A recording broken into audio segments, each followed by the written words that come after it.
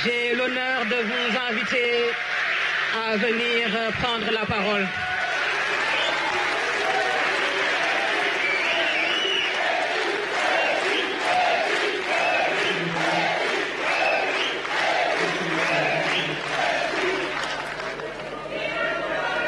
Merci beaucoup.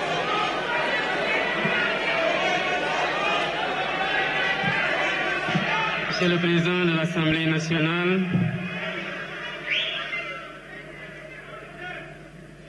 Monsieur le Président de l'Assemblée nationale, El Hadj Malick Ndiaye, Monsieur le Premier ministre Ousmane Sonko,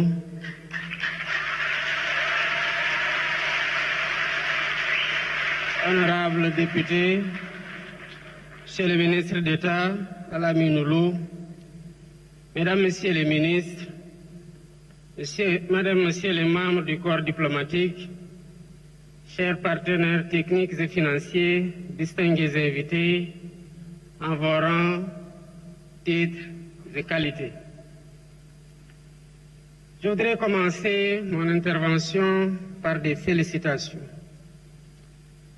Des félicitations nourries à l'endroit de Monsieur le Premier ministre.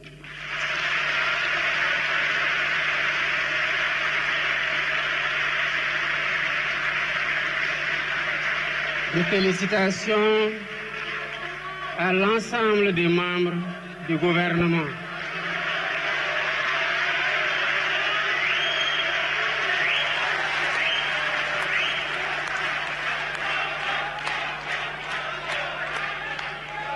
Mais des félicitations aussi à tous les collaborateurs de l'équipe gouvernementale et du président de la République qui ont contribué à l'élaboration de ce plan de redressement dont vous avez chacune et chacun l'opportunité d'en apprécier la pertinence et le réaliser. Voilà bientôt un peu plus de 15 mois que vous nous avez fait confiance. À notre arrivée, nous avons fait la situation de référence à travers un diagnostic honnête. D'abord, par un audit de l'Inspection générale des finances publiques, comme nous l'impose la loi 2012-22 portant code de transparence dans les finances publiques. Nous avons par la suite remis cet audit pour certification à la Cour des comptes qui en a aggravé les résultats, comme pour témoigner de sa liberté d'action et de son indépendance. Nous ne nous sommes pas arrêtés à ça. Nous avons demandé commanditer un audit externe par un cabinet avec une signature internationale, à savoir le cabinet Forvis Mazars. Nous avons fait tout ça pour que les Sénégalais comprennent, comme nous aussi nous l'avions compris, l'envergure et la gravité de l'héritage qu'il faut balancer avec l'espoir qui a accompagné notre élection. Mais la finalité n'a jamais été de vous dire voilà où en était le pays. Parce que justement, c'est parce que ça ne marchait pas que vous avez décidé de changer d'équipe.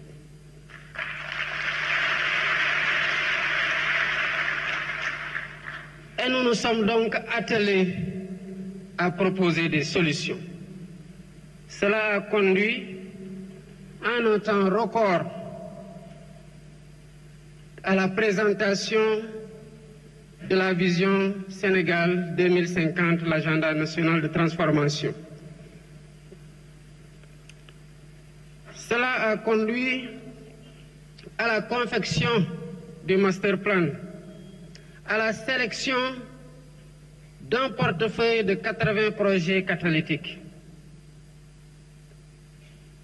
Mais nous ne pouvions pas nous en tenir à les exprimer, à les concevoir, à les partager.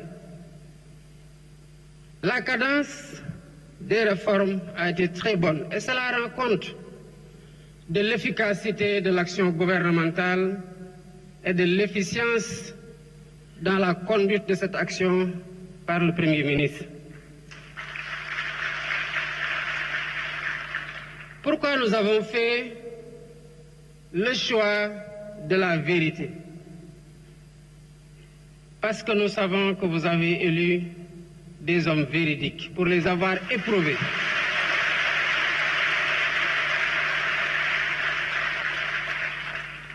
Des hommes d'honneur qui n'entendent pas changer au contact du pouvoir.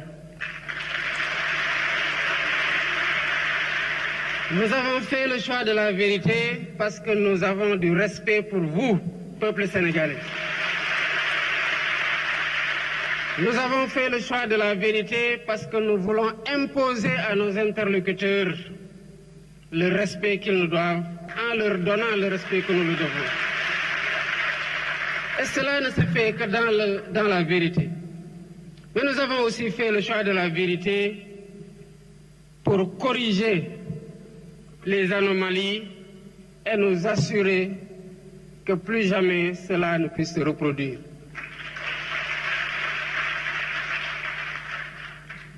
Toutes les fois que nous avons discuté avec les partenaires techniques et financiers, ils nous ont posé la même question légitime, certainement que beaucoup d'entre vous se posent. Oui, mais comment allez-vous redresser la situation? Il fallait justement un plan pour redresser la situation et c'est là toute la pertinence du plan de redressement que le Premier ministre a conçu et a présenté. Avant, quand des difficultés étaient relevées à la suite d'un diagnostic, on se contentait justement à dire que nous allons maîtriser les dépenses publiques, que nous allons faire une meilleure mobilisation des ressources domestiques, que nous allons mobiliser des financements endogènes. Oui, mais la question du FMI revient toujours. Oui, vous allez faire tout ça, mais comment? Concrètement, vous allez le faire? Évidemment, il n'y avait pas de réponse, si ce n'est dinañ ko lijjanti.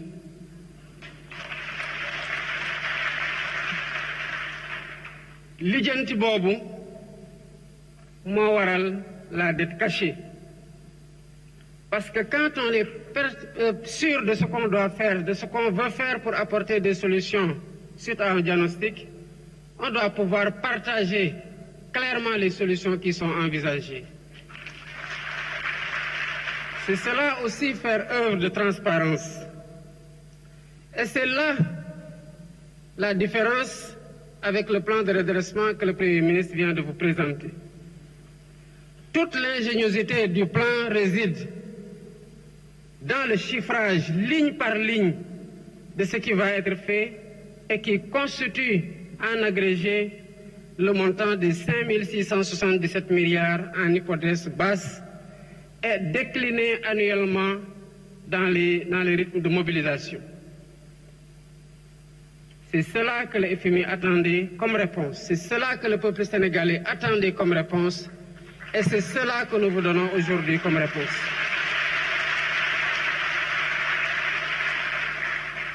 Le Premier ministre l'a dit à juste titre.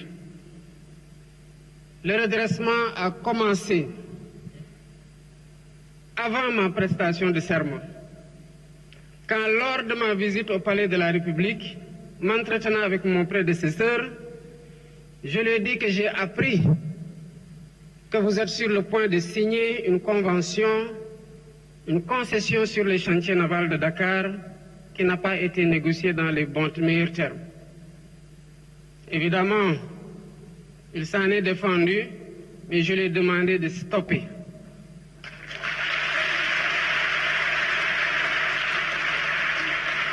Et nous avons relancé un nouvel appel d'offres qui sera bientôt finalisé. Et vous verrez, comme vous l'avez vu dans les renégociations précédentes, quel a été le premier contrat et quel est désormais ce que nous avons signé.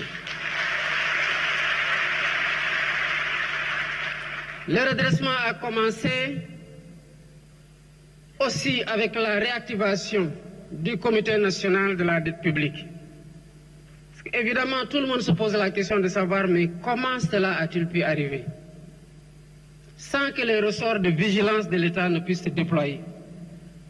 Évidemment, ils ont désactivé tout ce qui aurait pu donner l'alerte pour qu'on puisse freiner ou faire freiner des quatre fers. Aujourd'hui, quel que soit le marché qui est attendu, l'avis du Comité national de dette publique est systématiquement requis, ce qui permet au Trésor d'avoir une visibilité sur l'endettement. Mesdames, Messieurs, le redressement a commencé et se poursuit. Cette semaine, j'ai convoqué une session extraordinaire de l'Assemblée nationale pour le vote de 4 lois sur la transparence.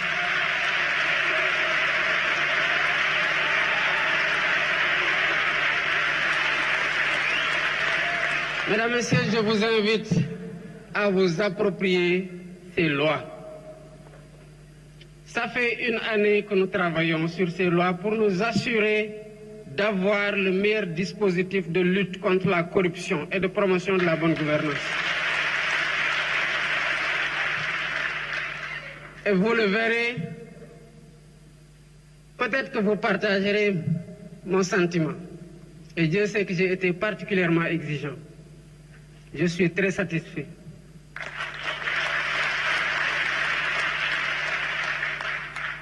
Ces lois contribueront à renforcer significativement le dispositif opérationnel de lutte contre la corruption et de promotion de la transparence et de la bonne gouvernance. Et ces lois constitueront un rempart sûr contre les prévarications de toutes sortes. Il appartiendra au peuple sénégalais d'en être la vigie pour l'application systématique des dispositions qui seront retenues. Comme vous le savez, la reddition des comptes aussi se poursuit. Vous avez vu, l'Assemblée nationale fait son travail, la justice fait son travail dans la sérénité. Et ce travail se poursuivra dans la sérénité. Pour ce qui concerne la taille de l'État, le redressement aussi a déjà commencé. Nous avons dissous le Haut Conseil des collectivités territoriales et le Conseil économique, social et environnemental. Qu'est-ce que nous avons fait par la suite des budgets de ces deux institutions? Nous avons recruté 2000 enseignants.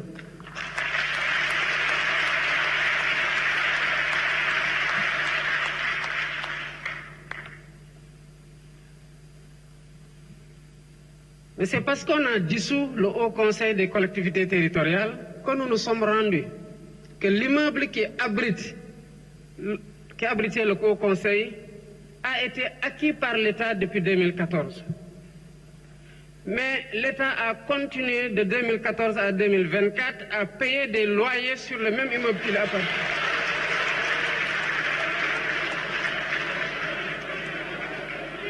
Et cela pour un coût cumulé d'au moins 3 milliards en 2024. Si nous n'avions pas dissous le Haut Conseil des collectivités territoriales,